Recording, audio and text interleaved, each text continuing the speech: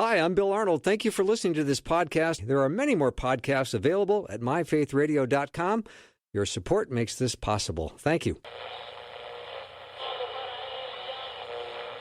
don't you know it's the Bill Arnold Show? It's Bill.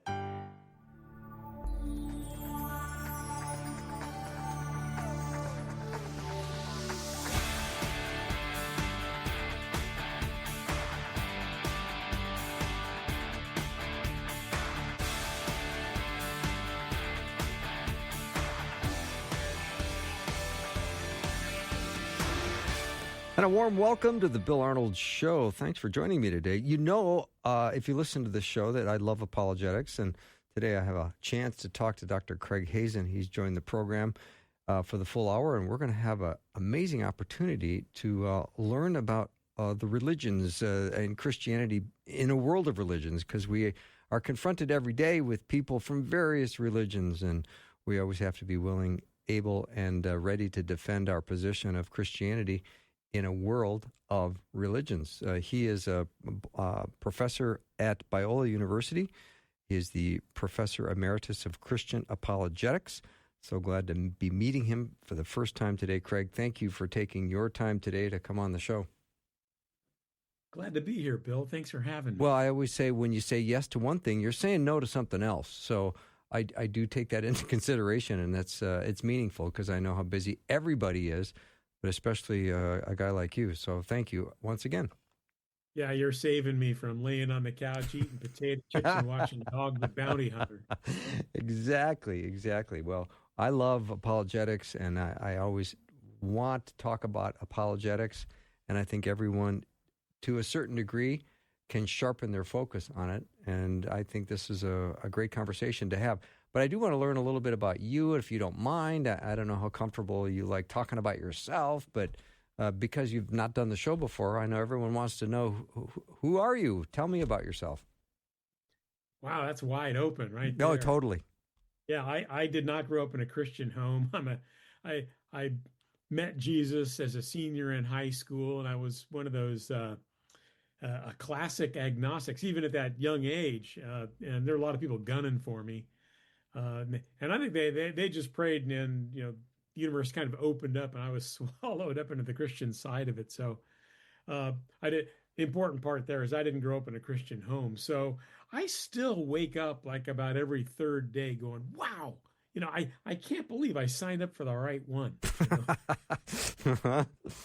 And so I've been curious ever since those days about not just Christianity, but what the other great world religious traditions have to say about the big issues in life, and how does Christianity compare to those things. And so I did a secular doctorate. I did a PhD in religious studies at the University of California in Santa Barbara, and that was a wild time. I don't know if there were any other Christians in the program, but it was a world, renowned program. And here I was, maybe the only Christian among the graduate students, certainly among the faculty. But I got a chance to compare my Christian life with what goes on in the other great world religious traditions. I wrote a book on it. It's called Five Sacred Crossings. It's actually a novel. Wow. I discovered people don't really read academic books very often. Occasionally they will. So I decided to write a novel, and it's still going strong. I'm really thrilled the way that turned out. So I got to pack a bunch of things I love to talk about right into a fast-paced mystery story. This is such a great question. At dinner parties, I got my PhD in religious studies. How many people in the program do you think were Christians? I would think a lot of people would answer, well, I bet the majority were Christians. Yeah, they would think that. They hadn't really thought much about Christianity at all. But it took about 20 minutes once I walked down the first university hallway to see that, oh my, I'm think I'm on my own here, Jesus. Wow. So you're the Lone Ranger, and you are in a situation now where what kind of conversations are you having with other people in the program? as well as professors and everything else. Are you singled out as the weirdo?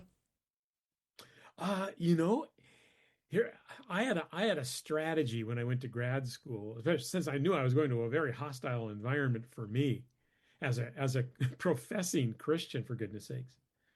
And the strategy was I was just going to do great work. I was going to pull out all the stops. I was going to work as unto the Lord in writing papers and doing seminar presentations and you name it. And so do all that kind of work so that people they're going to be surprised when they discover I'm a Christian. Not because I'm bad at sharing the gospel or something, but because they wouldn't expect a Christian to rise to the top ranks of graduate students, you know.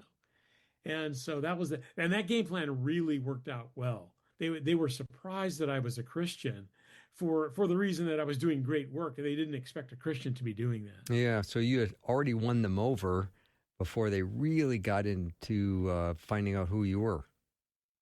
Yeah, I mean, it actually became almost comedic. The chairman of the department of religious studies at the time, uh, that's quite an esteemed position she had. Well, I was at an academic conference, and so was she. So and we saw each other across. I almost said across a crowded room. No, we saw each other across the big lobby, and she started waving at me.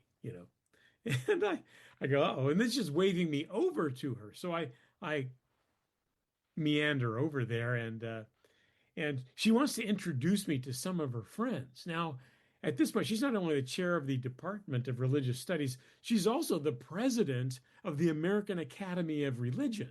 And so she's going to introduce me to some of her pals. And she goes, hello, everyone. I want you to meet Craig Hazen. He's a fundamentalist. And the way she said it was, she thought we'd all be shocked, to find out that there was a conservative Christian who not only came from UC Santa Barbara, but was attending the American Academy of Religion. So she was very proud. She was very proud. I mean, her tone made it sound like, "Don't you wish you had one of these?" Funny. A fundamentalist, because that really rounds out our diversity profile big time. You were like the school mascot, weren't you? Yeah, I hadn't thought of that. I think I was at the time. Mm-hmm. That's very, very entertaining. Play your cards right, and you can have yourself a fundamentalist in your graduate. Dr. Craig Hazen is my guest, and we're so glad to be meeting him for the first time. But here we're talking today about Christianity in a world of religions. All right, Craig, let me ask you this. When we think about world religions, on a scale of 1 to 10, 1 being like very little, how much do you think the average person on the street knows about world religions? -13. Yeah, that's where I was going to go. I mean, not -13, but I was going to think, boy, most people don't know anything about world religions. Yeah, it's pretty rare. I mean, even people I know read a lot of books in the subject, and when I sit down and just have even a 5-minute chat, I go, oh, I think they missed a few things along the way, or just the cultural approach to these subjects has just overwhelmed good sense. Mm-hmm.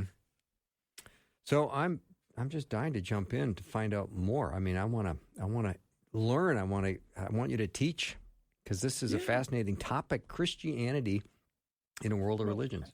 Yeah, well, what a good way to get started is to talk a little bit more about my graduate school days. That was really formative. By the way, side note, for those of you out there who are thinking about doing a doctorate in whatever field, especially if you're a Christian and you're going to go into a challenging environment, I want to encourage you in that, because I decided to bite the bullet and go to really, really secularized graduate school, because I really wanted to learn what Buddhists taught, and Hindus and Muslims, and Native American traditions, and the Mormons. What do these people all believe? And I wanted to study from people who were tops in their field, who really not only could teach these things at an academic level, but practice themselves. And so I could get a really good feel for what they're doing. Uh, but yeah, so going to a secularized program was just a really great way to do it. Um, but I was inside the graduate program, and there's a few things I learned that were just invaluable. Uh, and and one of the things I think that stands out the most as something that uh, I learned and I carried with me, and that I believed did a lot of heavy lifting, showing that Christianity is unique among the world religions, because that's what people are really wandering around with, the idea that they're all basically the same. I'm here to tell you they're not the same, and the few things that make them not the same are owned by Christianity and help it all to stand out in rather dramatic fashion. For instance, uh, the thing that I think grabbed my attention the most in graduate school, after studying all of the great world religions and comparing it to my Christianity, is this: that Christianity is testable. It's testable. Now, what do I mean by that? I mean that you can offer evidence for it, you can offer evidence against it, and the evidence actually means something. In other words, you can decide whether to become a follower of Jesus based on the evidence in the case. Now, some people might go, well, that doesn't sound that unusual. You can do that with other religions too, right? Well, no, you really can't. And that was one of the great revelations for me. Uh, Christianity is rather unique in being testable in that way. The idea that you can offer evidence for it or against it, and that the evidence would actually mean something. And usually, if I'm giving a lecture or something on this topic, somebody will say, well, can't you do that with the other religions? Well, no, you really can't, I would respond. Let's take Zen Buddhism, for example. A Zen Buddhist would think I'm rather crazy to think that Christianity is uniquely testable, or to think that testability is valuable in any way, shape, or form. A Zen Buddhist does not think testability is going to help anything. In fact, they think it's an impediment to understanding religion, right? You're not, if you go around doing tests, putting religion to the test, you're never going to just have that pure experience that Zen Buddhists are really after. And so some religions like Zen Buddhism are right up front with the idea that Christianity might be testable, but who would want to test it? Because that's just throwing a big barrier in your religious progress. Some religions sound like they're testable, but then when you actually dig deep into them, poke and prod a little bit, do some exploratory surgery, as it were, some of these religions, you discover they're not really testable at all. I would put the Mormons in that category. Mormonism sounds like it's testable. And Bill, you've probably had some modern day Mormons come to your door. Yeah, well, I have. Mm-hmm. Give a little knock, and you look out the front window. You see that their bicycles are parked in your flower bed, and you're gonna have a little chat with them. Mm-hmm. And let's assume you've studied up on the subject, so you could ask a decent question if you wanted to. Yeah. Here are these young men at the door, and you're kind enough to invite them in. In fact, you're so good at it that they think you're a Mormon after the first 15 minutes, But they're disabused of that. And you invite them in for cookies and milk, and they ask if they can give their lesson. Well, you're not having a problem with that idea, so you invite them in. They give you a nice lesson, and you thank them afterwards. Thank you for giving me that lesson. You cared enough about me to ride your bike to my house today and do that. Thanks so much. So you get the Mormons at your door. You bring them in. They've given you the lesson, and then you start asking a few questions. And you ask them, "Hey, is it okay, guys, if I ask you a few questions?" And they're up for that. In fact, they're feeling pretty good. Their stomach's full of cookies. They've been able to give a successful lesson to a person. Usually, they don't get a chance to do that. And so Uh, so what comes next? I think we're Uh, gonna. I think we're gonna hold that thought, Craig, because in radio we call this a big cliffhanger. So when we come back, I want you to tell us what that thought is and that question you ask. Dr. Craig Hazen is my guest. We're talking today about apologetics. That's his specialty, but we're also discussing Christianity in a world of religions. We'll take a short break and be right back.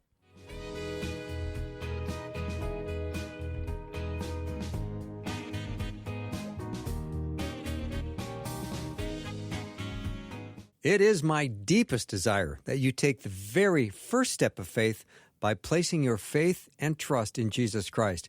If you've got questions about what it means to begin a relationship with Jesus, text the word faith to 41224. I'm back with Dr. Craig Hazen. He's the professor emeritus of Christian apologetics at Biola University. And I was very engaged. I am very engaged with the story you started about this interaction with Mormons coming into your house, giving their teaching, and now all of a sudden you get a chance to ask them a question, and that's when we went to break. So let's pick up from there. So yeah, the Mormons have they've come into your house. You've let them give the lesson. They're sitting there. You're having a conversation about what's been put on the table. And so you, being a kind Christian gentleman, say, hey, guys, is it okay if I ask a couple of questions? And they go, sure. So you ask a couple of questions. And since you've studied up on it, you ask some pretty, challenging questions. And these young Mormon men really can't handle those kinds of questions. So what happens then? Well, this happens at every level in Mormonism, whether it's missionaries visiting you at your front door, Mormons at the local bishop level, Mormons at the stake level, Mormons at Brigham Young University, or maybe the 12 apostles in Salt Lake City. If you ask a particular question they don't really know the answer to, or maybe they've never heard it, they'll take a step back and say something like, well, I don't know what to do with that question. I really don't. But you have to understand something, Craig Hazen. I've had a feeling that this is true. Classically, it's called the burning in the bosom. I've had a deep and abiding feeling that Mormonism is true. Now, you see what happened there. The Mormons were at your door. They wanted to come in to give a lesson, and they probably covered some important material like that the Book of Mormon was first published in 1830, and then it contains the story of the ancient people of the Western Hemisphere, and that Joseph Smith was able to translate these ancient golden plates into modern English, and this becomes the Book of Mormon. So they're going to be telling you all that in their lesson. And so you ask the question, about a couple of those items. The Mormons don't know the answer. They take a step back, and what do they say? Look, don't know what to do with that, but I've had a burning in the bosom, a feeling that it's true. Now notice what's going on there. The Mormonism sounded like it was testable, that you could offer evidence for it, that you could offer evidence against it, and the evidence actually means something, right? But then when you actually ask some difficult questions, it turned out not to be the case at all. The Mormon takes a step back and says, I don't know what to do with that. I'm so sorry. So it wasn't testable after all. Christianity is testable, the real deal. In fact, if you're ready for this, Bill, I'll read you a scripture. We find this in 1 Corinthians 15 that I claim to be one of the strangest passages in all of religious literature. You're not going to find something like this in the Bhagavad Gita or the Buddhist Tripitaka or the Quran or the Book of Mormon. This comes from 1 Corinthians 15, something written by the Apostle Paul himself. Here's what it says, 1 Corinthians 15. Get a load of this. Paul says, but if it is preached that Christ has been raised from the dead, how can some of you say there is no resurrection of the dead? If there is no resurrection of the dead, then not even Christ has been raised. And if Christ has not been raised, our preaching is useless, and so is your faith. Wow. That's Uh, amazing. I think you get the picture here. Oh, yeah. This is testability par excellence. And Oh. I mean, the Apostle Paul basically invited every skeptic and naysayer to hang Christianity by a thread, the thread of the resurrection, and then try to snip that thing. And it's going to come crashing down. According to the Apostle Paul, that's the kind of testability that's open to Christianity. In fact, it encourages it.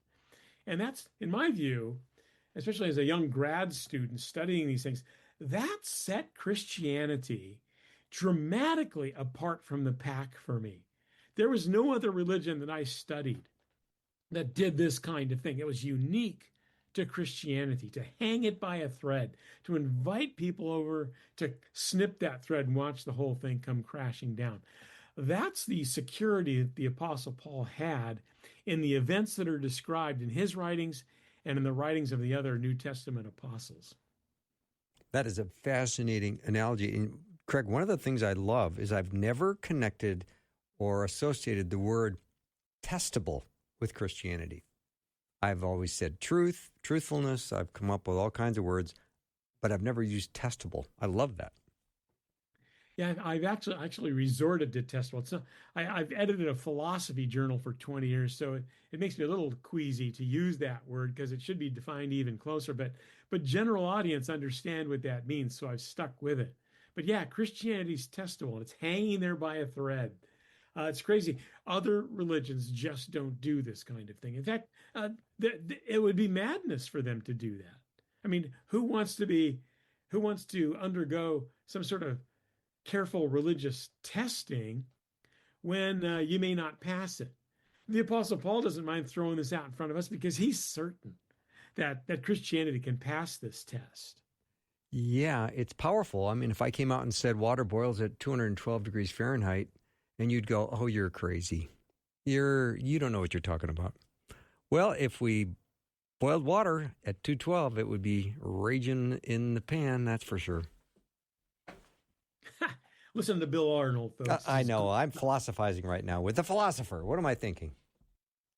So testability is definitely key to the operation, and it sets Christianity apart from the pack in rather dramatic fashion. And that's, if some people ask me, in fact, I've been on multi-faith panels, where they bring in a Hindu and they bring in a Buddhist, they bring in a Christian, and maybe they got a Roman Catholic, a Mormon, you name it. And maybe it's on a college campus. Sometimes it's in a church sanctuary. And so we'll all be up there. And I love those situations. I dearly, dearly love those kinds of panels where they get the group together and they work through, because I focus on only two things. I start out with the resurrection of Jesus, especially pointing to the fact that Christianity is testable. I tell you, every time I've presented that at one of these interfaith panels, all the heads lean forward on the panel and people are looking at me like, "What do you mean by that? What do you mean testable? What do you mean that you think you can know this to be true?" It's religion. It doesn't have anything to do with like inner knowledge. It's or some sort of objective knowledge. We're talking religion, and they get rather disturbed by that in a good way. They just want to ask me all kinds of questions. Maybe it's my way of just dominating the interfaith panel, but they're so curious. And then they come up afterwards and ask me more questions. Like, "You're making it sound like Jesus, like the evidence is clear and compelling that Jesus came back from the dead. Is that what you're saying?" I say, "Yes, that's exactly what I'm saying." They say, "I've never thought of it that way." Oh, my. And so I think your listeners, and probably it would behoove us too, to understand that people, that they're hearing us in very strange ways sometimes. They think the moment we invoke religion, like we're talking about religion, a whole bunch of new rules come up, and you can't play by the old ones. Like if you're talking religion, it's all about some mystical feeling that you're having. If it's not about that, then what would it possibly be about? It couldn't be about looking at carefully at the evidence, well, actually, it can be. See, it turns out that the evidence is clear and compelling that Jesus was alive at point A, he was dead at point B, and he was alive again at point C. We can know this to be true by the weight of the evidence. Mm-hmm. And that sets Christianity apart in dramatic fashion. Oh, that's well done. Well done, Craig. I'm really tracking with everything you're going with right now. I find that it's the most verifiable event in world history, the resurrection of Jesus, and they couldn't have continued this lie if it didn't happen over all these centuries. I mean, if I was to write a comprehensive story on the history of the United States and I left out World War II, I don't think I could sell too many copies of that book because there's still people alive from World War II that would go, how does he leave that out? Yeah. Guy's a fraud. He's a phony. I'm not going to be selling a lot of books as much as I'd like to. Yeah, I must say that the talk that I love to give the most at secular university colleges, where I'm most likely to bump into a busload of skeptics or people who really just kind of want to take my position down, is the evidence for the resurrection of Jesus. And I love that at secular venues because they're just not expecting what they're going to get. Mm-hmm. I actually give them a tremendous case for the resurrection. And there's a tremendous case to be had and to be presented. God did not leave us in the dark. He left a tremendous trail of evidence back through history testifying to what he did on our behalf. And it kind of drives me nuts. We're kind of like Dorothy in The Wizard of Oz. We've had the ruby slippers on all along as Christians, but we just don't seem to have the wherewithal to use them. Mm-hmm. I use them at every turn because it's just the evidence for the resurrection of Jesus clears out the spiritual fog like just about nothing else. Mm. And in a secular university graduate program like I was in, and there was so much spiritual fog, I was bringing up the resurrection on a fairly regular basis. And it just had this power among the other grad students who would hear the presentation. Like they knew that Buddhism didn't have anything close to that, for instance, not even close. And yet here was Christianity, the one religion they probably made fun of the most, actually had all the goods in terms of the evidence that we need to make the case. But that's not all. There's more. There is more that sets Christianity apart from the pack. And I'd love to hit you with some of that, too. Yeah, we're going to do that right after a short break. Dr. Craig Hazen is my guest. We're talking today about Christianity in a world of religions.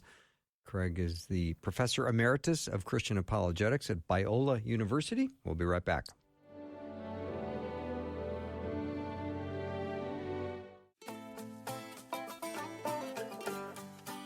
Having a great discussion today with Dr. Craig Hazen. We're talking about Christianity in a world of religions.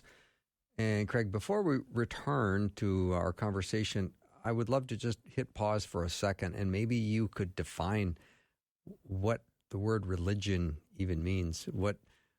When you hear that word, and when people hear that word, where do they go? I'm an active member of the American Academy of Religion. This would be, 8,000 religion professors from around the country. And they fight like cats and dogs trying to define religion. Okay.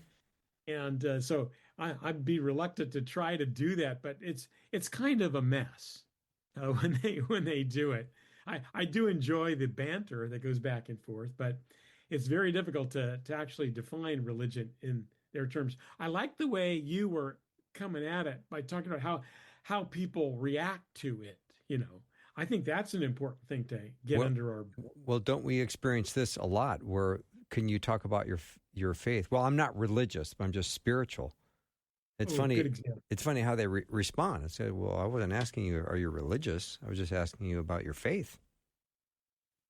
Yeah, that's a very good example. The moment they hear the word religion, they're thinking, well, they think of this. If I say religion, what I'm really doing is invoking uh, the realm of no knowledge or the realm of blind leaping. That's what comes to mind for people when they hear the word religion. I try to Mm. stay away from the word because it's generally unhelpful. Uh, but if people understand that now I want to talk about evidence. They don't think evidence really goes along with religion very well either.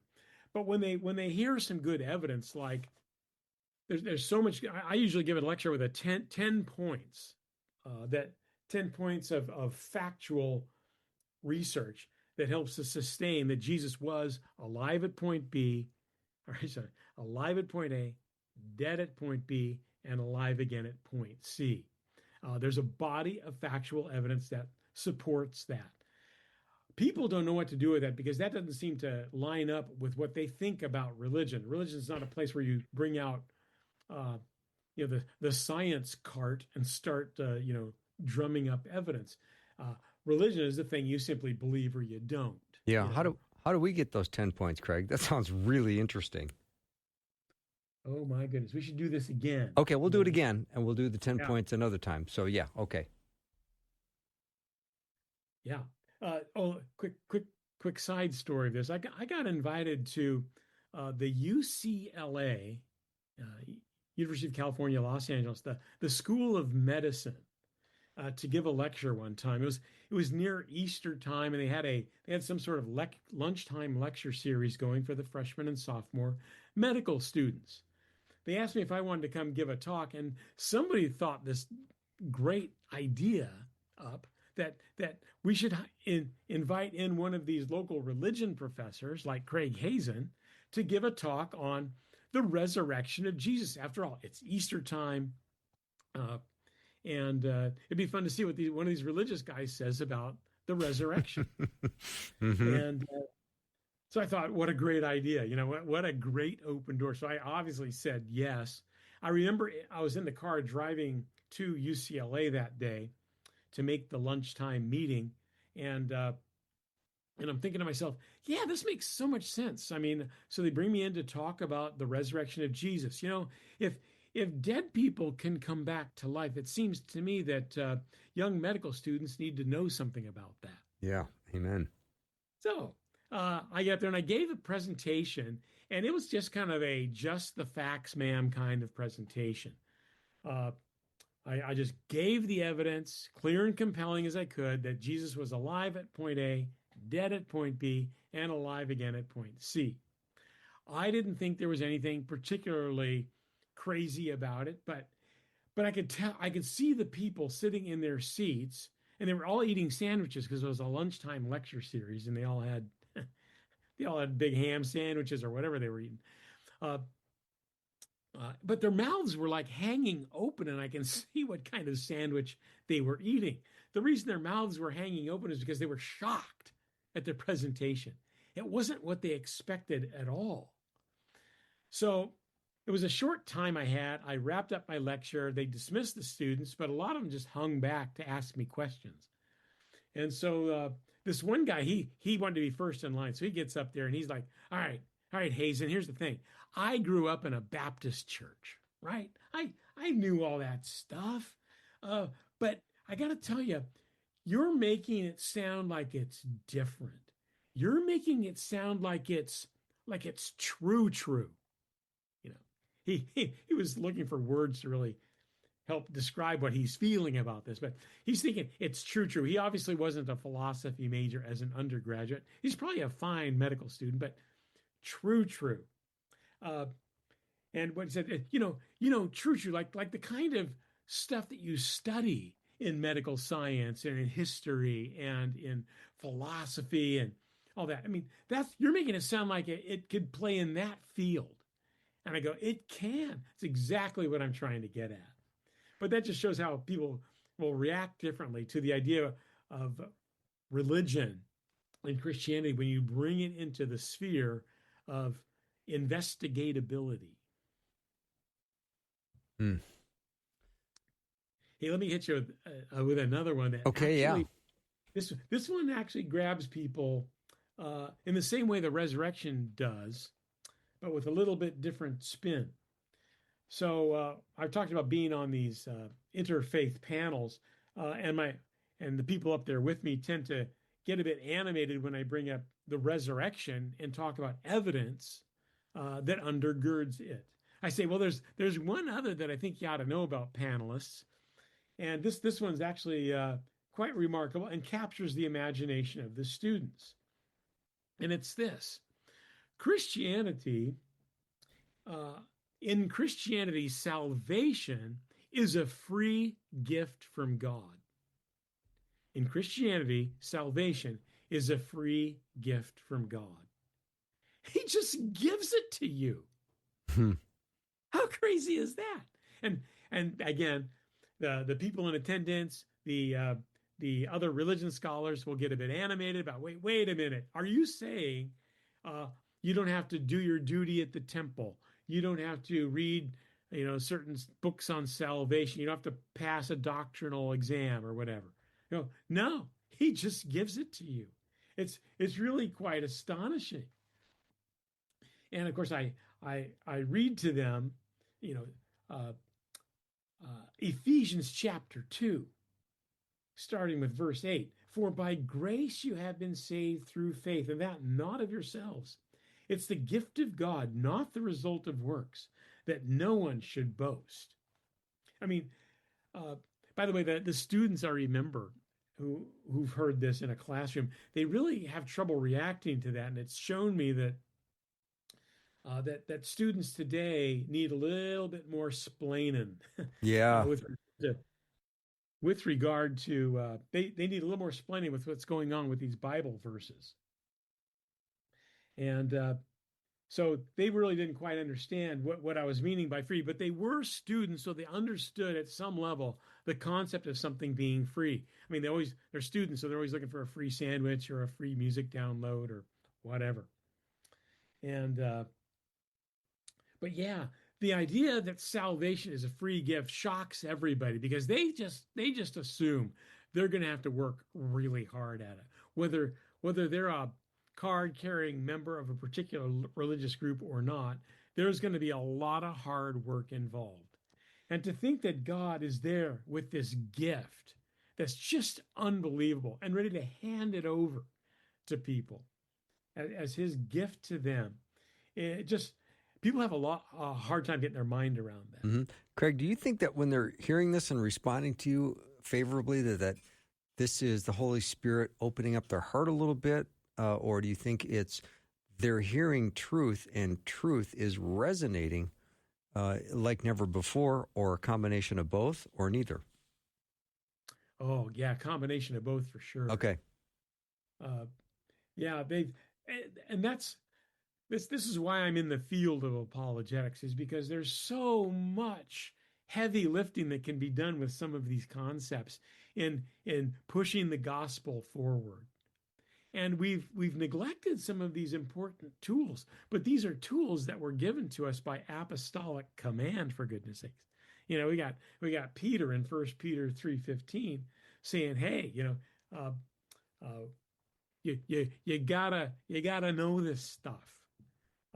If people are going to be asking you some difficult questions, and you need to be prepared always to give an answer. And so we're missing out on some of the finest tools for evangelization that God prepared for us. So I want to urge everyone to just dig in and start with something by Lee Strobel or my good friend Sean McDowell, and start ramping up your knowledge base and your ability to communicate these important truths. It's worth every moment you'll spend doing that. Mm-hmm. And what's a good starting point just to get people engaged? I've always thought that all world religions are a way for you to get close to God. And Christianity, of course, being the only religion that shows how God tried to get close to us. Yeah, I love that. That alone is something people would have never really thought about. Mm-hmm. Your basic unbelievers, if they're thinking about you, Bill Arnold, they're thinking, he's kind of a religious guy. Right. He's wandering around with all kinds of, fancy ideas about about fairy tales and religious miracles and supernatural things. He's not to be taken seriously.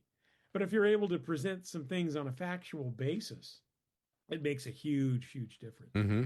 And I really love your comment, Craig, about the testability of Christianity.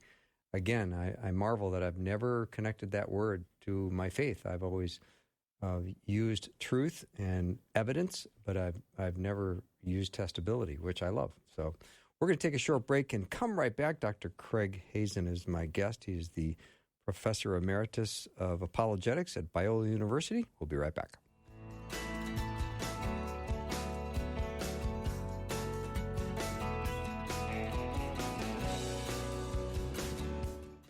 We carry each other's burdens. Please know you can bring us your prayer concerns and we will pray.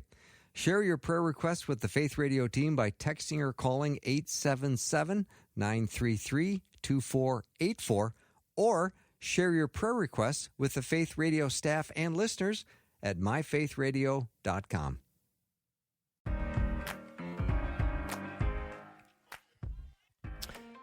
My guest today is Dr. Craig Hazen. He is the founder of the Master's Program with a concentration in Christian apologetics at Biola University. He did his Master's and his PhD in Santa Barbara, California, so I don't really have a lot of sympathy for him because that's a pretty nice place to be living for a while, isn't it? Oh, yeah. Yeah, that's a place to suffer for sure. Yeah, I went to graduate school at UC Santa Barbara, and my wife was so excited when I chose that school because it's just beautiful, right on the California coast. Gorgeous place. Yeah, plenty of ideas to be challenged there too. Oh yeah, we're talking today with Craig about Christianity in a world of religions. If you just joined us, and I have found this hour fascinating so far, Craig. Thank you so much for bringing your wisdom and expertise and experience to this. Again, when you started off in your PhD program in religious studies, there weren't a lot of Christians there, which I find fascinating. I'm still thinking about that. Almost like I do when I hear about a hospital chaplain, and you find that of the 6 they have employed, like there's only 1 that's a Christian. And I think to myself, boy, there's a lot of religious ideas being peddled every day, everywhere, isn't there? Oh yeah, yeah, and yeah. I'm speaking from Southern California too, so I'm a stone's throw from Hollywood. Sure. Oh my gosh, there are new religions being invented right this very second on street corners in Hollywood. Mm-hmm. Yeah, I remember I was working in California for a while, and I was watching this guy on Sunday morning early, and I remember he was kind of this New Age guy, and I'm thinking he's drawing an audience, and I don't get it because he would say things that just made no sense. Like he'd say things like, every experience brings you closer to the oceans of your existence. And I think, what in the world does that mean? Oh, that brings back memories. But I mean, that's a little bit of the nonsense that's out there. And I'm living in a world of unbelievable urgency where I think people need to hear the gospel truth so they can surrender their lives and come to faith, because time is limited. Yeah. Your comment reminds me that religion is just a free for all out there, and people think anything goes. That's why I like to bring one thing to a secular university campus, which is usually really out there in terms of where the ideas are going. I love to talk about the evidence for the resurrection of Jesus in a secular environment, because people they really react kind of weirdly in a good way, that they don't know even how to talk about that particular subject, because testability and evidence and investigation doesn't comport, or it doesn't line up with discourse about religion, but it does in terms of Christianity. Mm-hmm.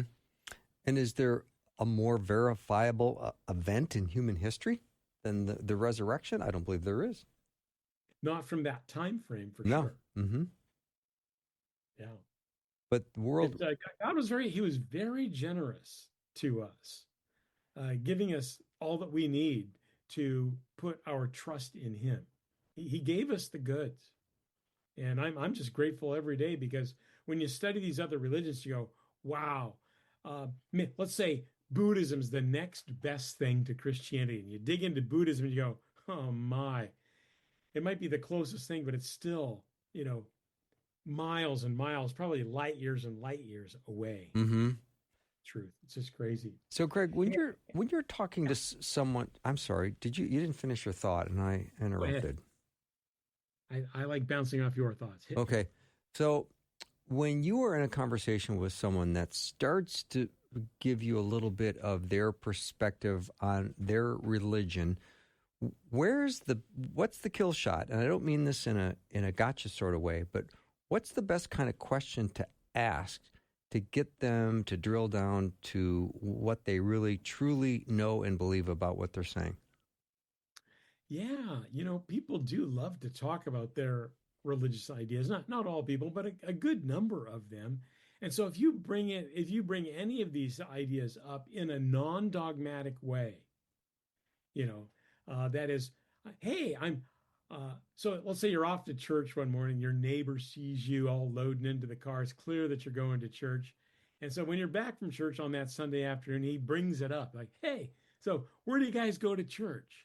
And, and then you give a little info, and then he says, well, what's that about? And then you give a little more info, and maybe they start to become interested. Maybe they don't. But being gentle is a great way to do it first. Mm-hmm. And don't put the hard hammer down too quickly. Like, you believe what? Right. Give them a chance to start talking about what they believe.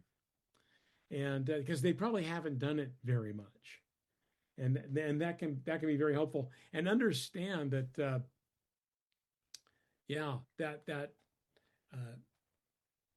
that being gentle is really the key. You just want to get them used to the idea of talking about religious ideas, and they're afraid normally. And so if you can put them at ease. I've done this in fact, I have a neighbor who lives probably 4 or 5 houses down. He puts together little groups of unbelievers that he bumps into, and he invites them over so that we could talk about religion and other subjects that are discouraged in polite society. I like that. I think that's even the title he gives for it.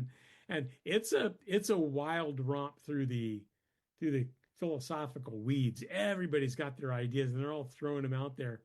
And having somebody like me is helpful because, I just know my way around the landscape. Yeah, no kidding.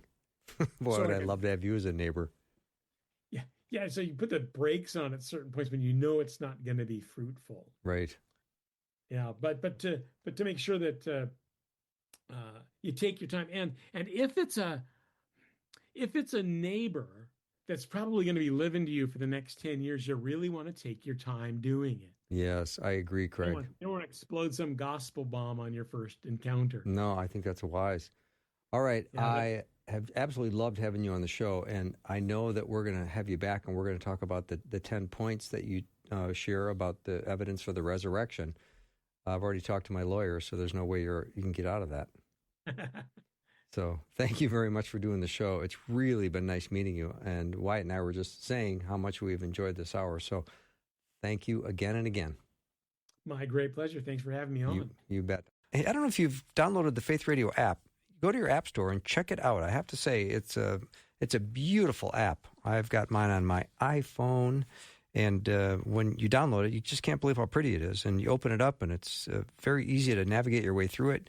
And you can listen to Faith Radio live, or you can just check out the podcast. It doesn't matter where you go. You can download if you've got that Faith Radio app. So give it a try. And if you don't like it, it's easy just to delete it off your phone, but I'm pretty sure you'll keep it. That wraps up our show for the day and for the week. Thank you for supporting Faith Radio.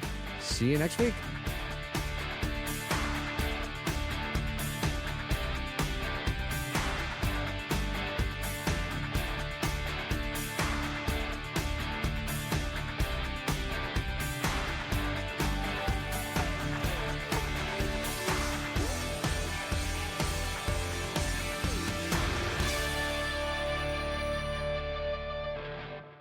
Thanks for listening. Programming like this is made available through your support. Information available at myfaithradio.com.